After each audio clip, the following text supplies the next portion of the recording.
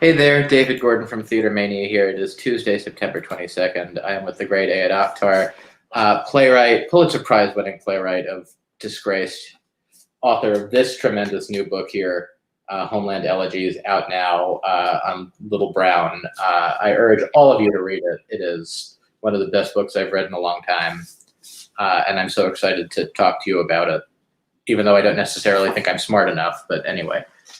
I do. When did you start writing this book? You know, it's funny. The book tracks its own writing. So the first chapter says on the anniversary of Trump's first year in office. So that was basically the time when I started writing the book, was just before the first anniversaries of like January 2018. Mm-hmm. How did you sit down and say, did you sit down and say you were going to write this, or was it how did it come to be?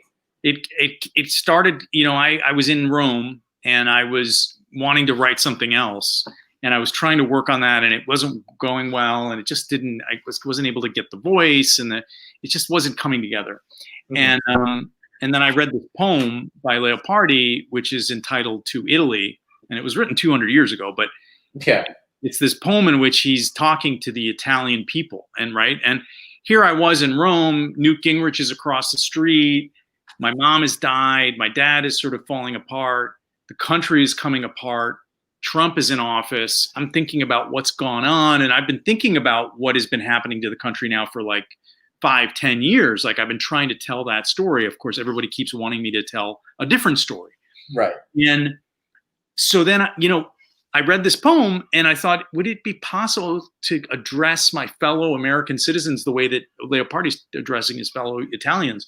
And of course, I thought, what a ridiculously pretentious thought. But by the same token, I went to bed that night. I woke up the next morning, and already the first sentence of the book was starting to form itself. And I wrote that, and then I wrote the sort of opening, the overture, which is called "To America," like Leopardi's poem "To Italy." And then one piece came after the next. That Trump, my father, was the next chapter, and then my mother and Bin Laden, and all of it just sort of gradually sort of unfolded.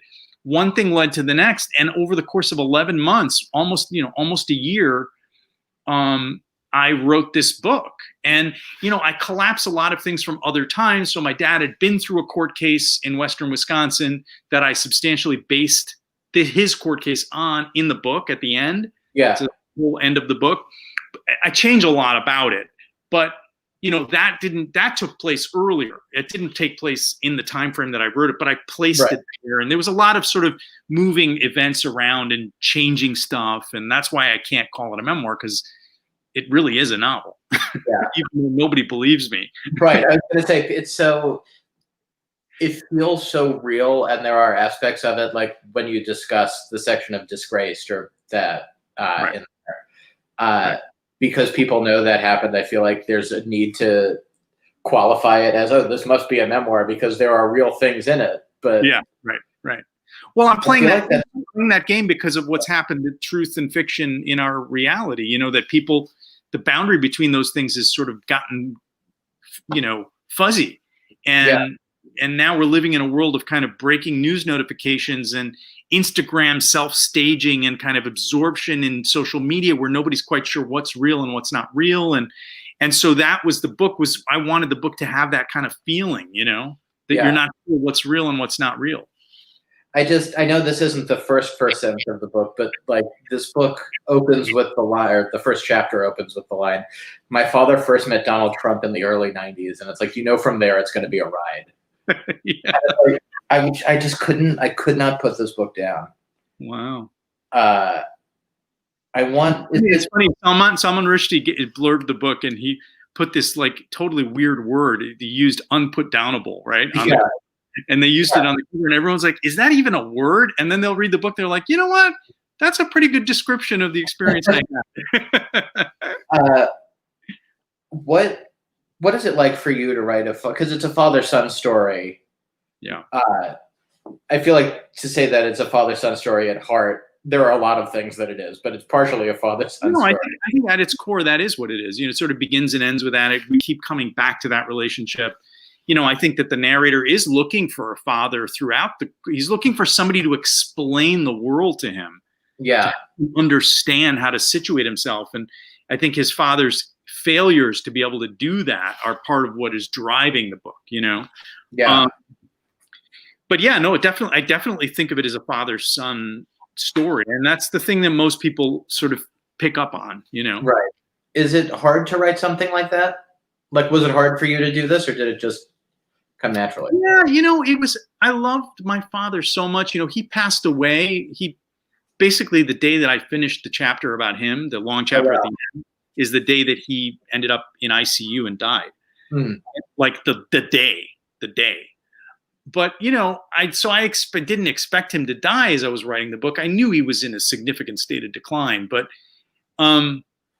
yes, it was hard, and I loved him so much, and I wanted to do the largeness of his character justice, you know, because he's such a larger than, he was really like, you know, when I read Falstaff in Henry IV's Part 1 and 2, oh, I get this guy. This guy's like my dad. Similar question: is it hard to write Donald Trump as a character? I mean, not really. Yeah. Not really. He's yeah, it's interesting. I think that's an interesting conversation for us to have with a group of people who've read the book, right?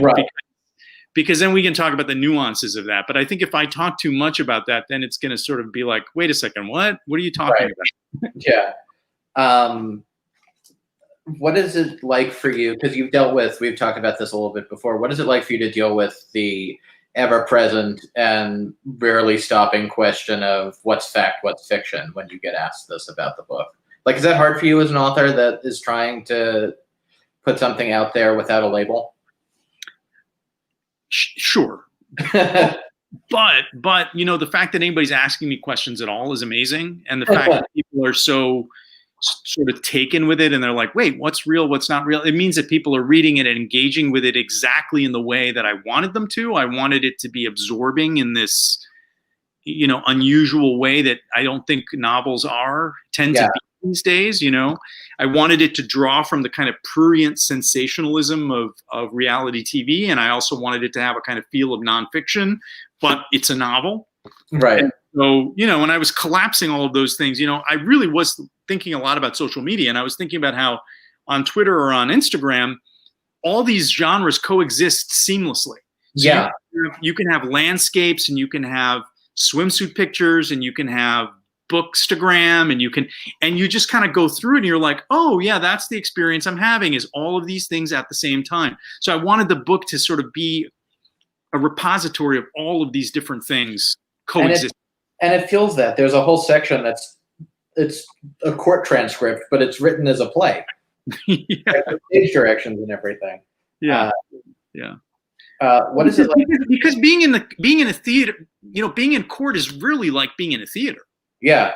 It really is. Like, you're sitting in the audience, you can kind of feel, if you spend a lot of time in previews, you know, you get the sense of what the audience is feeling, and you can kind of feel what the jury is thinking, and it's not rocket science. I mean, it really is it's stagecraft. Yeah.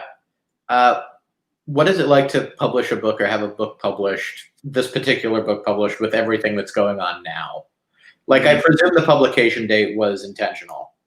Yeah, well, they initially had moved, Little Brown had moved every single novel on their list, almost every single novel, out of this season. And this was the only one that they were going to publish in September before the election, because they felt it was a book that could gain from that kind of comparison with what was going on. Yeah. And then the pandemic hit, and then all these books got pushed. And so now we've got like more books coming out in September, more literary fiction than ever, like anybody has ever seen. Yeah. It's the opposite of what they were hoping. I mean, look, I've been fortunate. We've gotten so much press, you know, for whatever reason. And so I was worried that nobody would even hear about the book, given everything, all the madness that's going on. But we've done okay, so that's good. Yeah. What I want to talk about your relationship to the theater industry, because you are a playwright.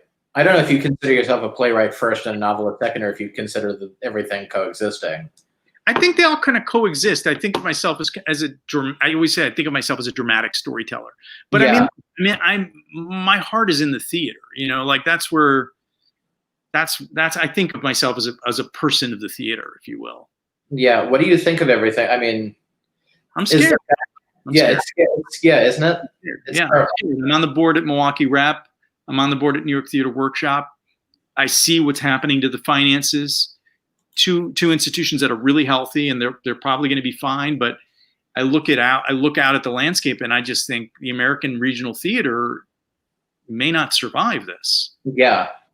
And look, this is not to sort of like make any enemies or whatever, but where's the leadership in the American theater? This is what I'm saying. There's no and like I was saying before, at least you in England, you have Andrew Lloyd Webber going out there and he's doing a vaccine trial and he's like trying to single-handedly save everything. And there's nothing like that. Or James Graham. Jimmy Graham, who's just been amazing. In terms of sort of like, but where is that? And I suppose I could be that person or whatever, but I don't know. I don't think that I have that kind of profile. I think there are people in our business who could bring us all together.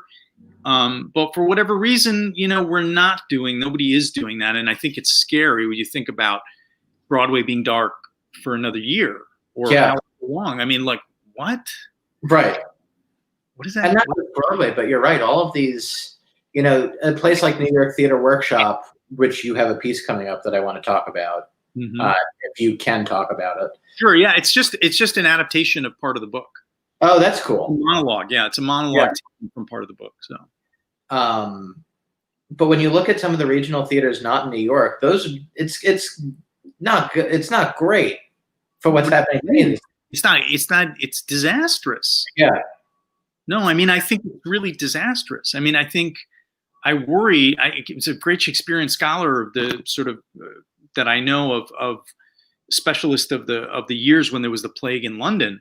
Saying that he didn't. All those theaters closed. They all folded, and that given another year of this or another, Fauci's saying that meaningful sort of like meaningfully going back to the theater means a year after the vaccine. We're not even at a vaccine yet. Right. So despite what everybody says, and in the UK, look, in Germany, there's this huge package of support for the arts and the arts sector. And Britain's got this 1.5 billion or whatever it is pound thing. And, we can't even have that conversation in this country. It's like, and who would dare to, and that's the problem. So, yeah. So the New York Theater Workshop piece is adapted from the book. Yeah. Yeah. It's basically a monologue taking part of the opening of the book and part of the end, near the end, and sort of weaving a picture of the United States through my father's relationship with Donald Trump. So, and it's called Trump is just the name of his story, which is the last sentence of the first chapter. Yeah. Yeah. It's great. That's a great title too. Yeah.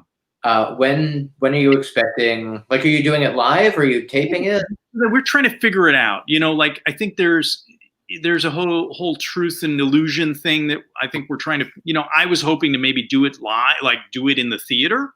Yeah. Jim and I had been talking about this for a year.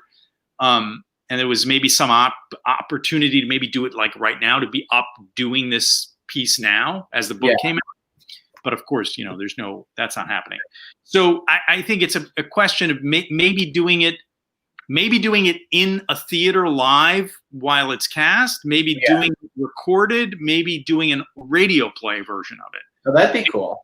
Yeah, I think so. I think we may land there. So that would give us a kind of sound design aspect and things that we could really play with. And so we'll see. I've been just very busy with the release of the book, so I haven't had a chance to really focus on that. Speaking of the release of the book, what has been the most rewarding thing for you as a human being of this whole process of getting the book released and seeing it out there and people reading it? I think the fact that a book this weird and complicated and with language this developed and rich and precise, my dad is constantly joking in the book. Make it simpler. You use too many big words, but the language is, I'm trying to use the American language. So the fact that folks are responding to this complicated, I mean, it's actually not a difficult book to read, but it is it's a challenging book to understand what it is. Yeah. But I like that. I like that challenge. And I think that's what I gravitated to when I was reading it. I was like, oh, I have to read the footnote now to figure this out. It's like, right. It challenged me as a reader at a time when I haven't been challenged in a while. And I think that's really what I most appreciated about it. Oh, that's wonderful. So that's the answer to the question. Yeah. Thank you for your time, sir. Oh, my pleasure. Really appreciate it. And thanks everybody for watching. You can find Homeland Elegies wherever books are sold, if you can go into stores, and it's also available online. Be well. Bye. Bye.